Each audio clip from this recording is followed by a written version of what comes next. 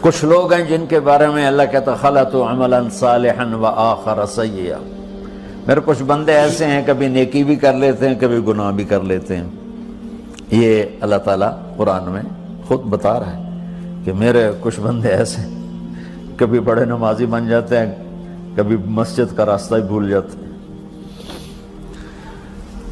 اور کچھ بندے ایسے ہیں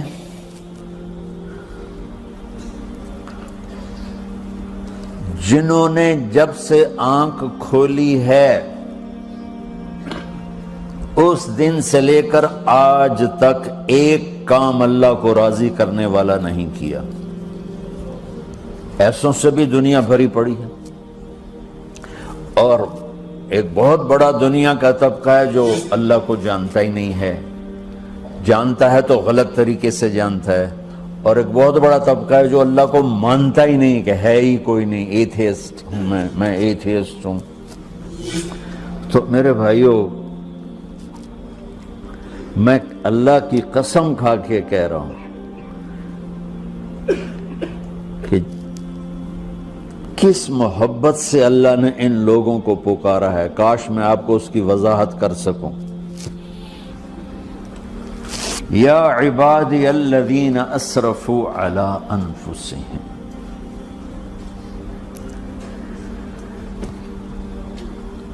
مجھے اپنے بیٹے پر بھی غصہ آتا ہے تو میں کہتا نکل جا، تو میری اولاد ہی نہیں ہے۔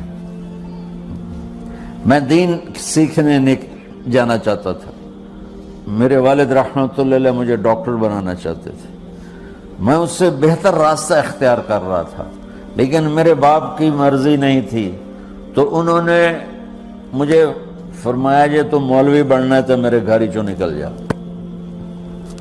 میرے کانوں میں وہ الفاظ آج بھی گونج رہے ہیں۔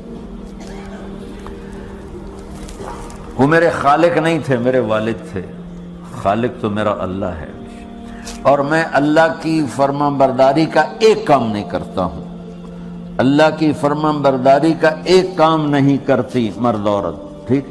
تو اللہ کو غصہ اس حساب سے آنا چاہیے کہ بدبخت ہو، بے غیرت ہو، شرم نہیں آتی تنوں ڈوب کے مر جاؤ۔ میں قربان جاؤں، اللہ کہتا ہے یا عبادی، او میرے بندو۔ یہ پتہ کن کو کہہ رہا ہے؟ جو تبلیغ کرتے ہیں، جو علم پڑھتے ہیں، جو یہ بچے کی طرح مصلی پہ نماز پڑھاتے ہیں، جو میری طرح ممبر پہ بیٹھ کے دین بیان کرتے ہیں، جو راتوں کو اٹھ کے تہجد پڑھتے ہیں۔ میرے بندو،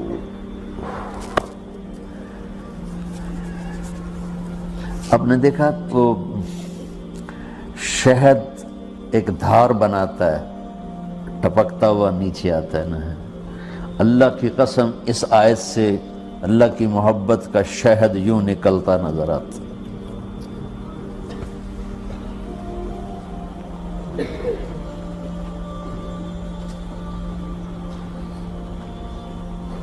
یا عبادی، اللہ کو کہنا تھا اوے نافرمانو، کہنا یہ چاہیے تھا جو آگے لفظ میں بتاؤں گا نا، پھر آپ کو خود بخود میری بات واضح ہو جائے گی۔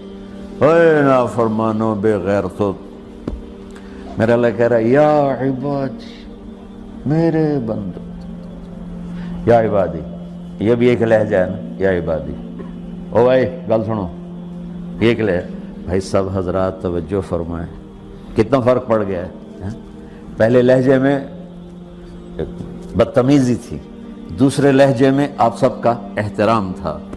میرا رب تو بے نیاز ہے، اس سے ہماری کیا ضرورت ہے؟ سارے آسمان سجدے سے بھرے پڑے ہیں، فرشتے مکدے ہی نہیں۔ پھر وہ ہمیں یا ایھا الناس نہیں کہتا، اوے لوگو، یا ایھا الناس، اوے لوگو، یا عبادی، او میرے بندو، میرے۔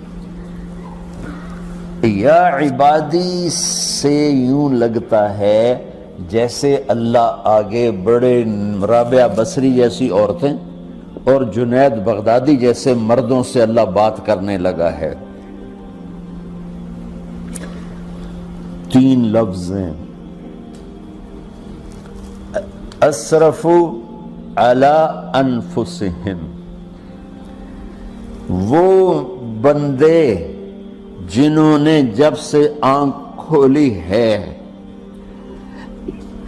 ایک دفعہ بھی مجھے خوش کرنے کا کام نہیں کیا، آ جاؤ تم بھی میرے ہی ہو۔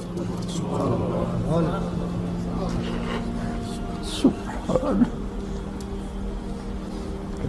اللہ نے ایسے باہیں پھیلا دی اپنی رحمت کی۔ یا عباد، تقوی والے نہیں کہا،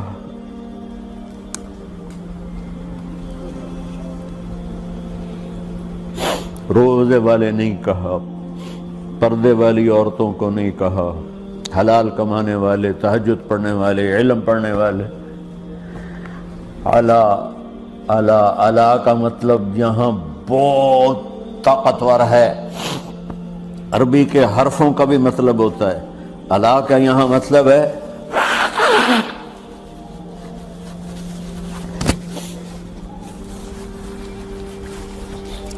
آپ نے اس ممبر کو کور کیا ہوا ہے کپڑے کے ساتھ، کہیں سے نظر آ رہا ہے؟ بولو، کہیں سے نظر آ رہا ہے؟ اس کو علا کہتے ہیں۔ اللہ کیا کہہ رہا ہے کہ جنہوں نے اتنے گناہ کیے ہیں کہ ان کا جسم گناہوں میں ڈوب گیا ہے، وہ نظر ہی نہیں آتا ہے، صرف اوپر گناہ ہی گناہ نظر آ رہا ہے، نافرمانیاں نظر آ رہی ہیں، ان کا اپنا وجود اس میں نظر ہی نہیں آ رہا۔ اللہ کہہ رہا ہے یا عبادی، تو تسی بھی میرے ہی ہو، آ جاؤ آ جاؤ۔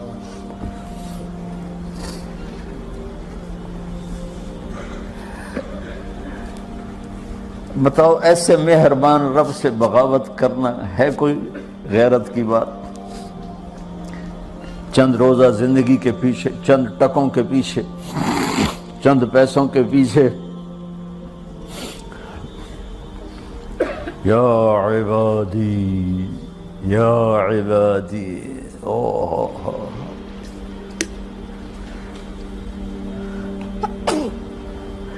ایک اور حدیث آپ کی برکت سے یاد آئی بڑے زمانے کے بعد، اور وہ بھی یاد آ گئی، بیچ والا سناؤں گا بعد میں۔ اے داود لو یعلمون المدبرون عنی، داود علیہ السلام، اگر ان میرے نافرمانوں کو پتہ چل جائے نا میں ان سے کتنا پیار کرتا ہوں، ان کے کلیجے پھٹ جائیں۔ اگر ان نافرمانوں کو پتہ چل جائے کہ میں ان سے کتنا پیار کرتا ہوں، ان کے کلیجے پھٹ جائیں۔ داؤد جب نافرمانوں سے اتنا پیار کرتا ہوں تو فرمان برداروں سے کتنا کرتا ہوں۔